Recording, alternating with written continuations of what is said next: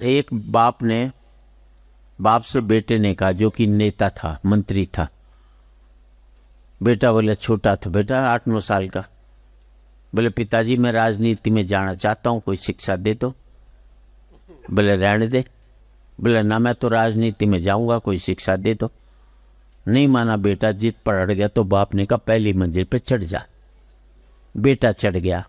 बोले अब क्या करूं? बोले नीचे कूद जा। बोले चोट लग जाएगी। बोले कह रहा हूं ना, जब तू शिक्षा मांग ही रहा है तो मैं दे रहा हूं, मैं नीचे से पकड़ लूंगा, तू ऊपर से कूद जा। बेटा कूद गया, बाप ने पकड़ा नहीं, हाथ पैर टूट गए। उसने कहा पिताजी आपने ये क्या कर दिया? मैं तो कहा था राजनीति की शिक्षा दी, आपने मेरे हाथ पैर तोड़ दी। तो बाप बोला बेटे राजनीति की पहली शिक्षा ये है कि अपनी बाप के भी बात का विश्वास मत कर, अपने दिमाग पर कर। राजनीति पर कुछ कह दे तो बुरा मत मानना, क्योंकि मुझे याद है सन 55 में एक कवि सम्मेलन हुआ था लाल किले में, जहां लगातार होता रहता है। हर साल का एक सबसे बड़ा कवि सम्मेलन होता है देश का।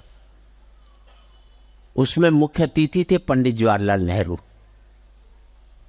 और उसकी अध्यक्षता कर रहे थे महाकवि दिनकर। जब मंच की सीढ़ियों पर नेहरू जी चढ़ने लगे, एक सीढ़ी पर उनके पांव लड़खड़ाए, गिरने को हुए। पीछे दिनकर जी थे, उन्होंने संभाल लिया। तो नेहरू जी ने दिनकर जी से कहा, दिनकर जी आपका बहुत बहुत धन्यवाद, मैं थोड़ा लड़खड़ा गया था, आपने संभाल लिया। तो दोस्तों दिनकर जी ने जवाब दिया, नेहरू जी इसमें धन्यवाद देने की कोई खास बात नहीं है। जब जब भी इस देश की राजनीति लड़खड़ाएगी तो साहित्य उसे संभालता रहेगा, परवाह मत करना। बात तो सही है। दौड़ना तो पड़ता है।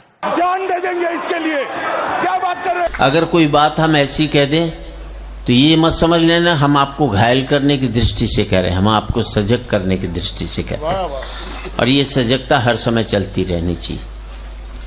ये 2-4 कूलर चला रखे हैं आपने कुछ विशेष लोगों के लिए, मतलब कवियों को तो कुछ नहीं।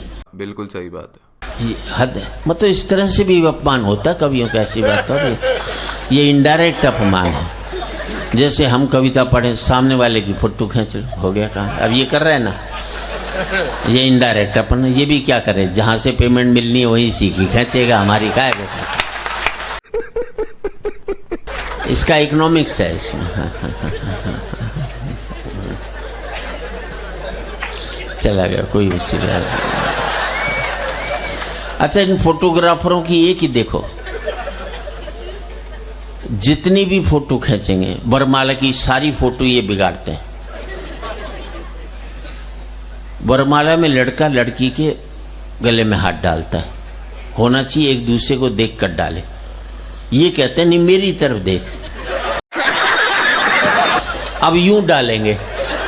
वो फोटोग्राफर खड़ा है, लड़का लड़की की तरफ नहीं देखता, उसे फोटोग्राफर की तरफ। जैसे यहां भी हमने बुके दिया तो उसने मुझे थोड़ी देखा,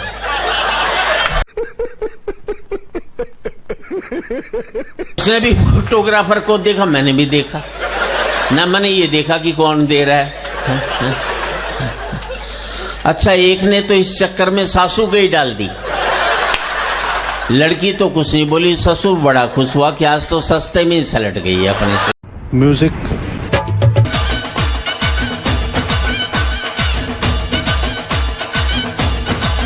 इतना सुकून।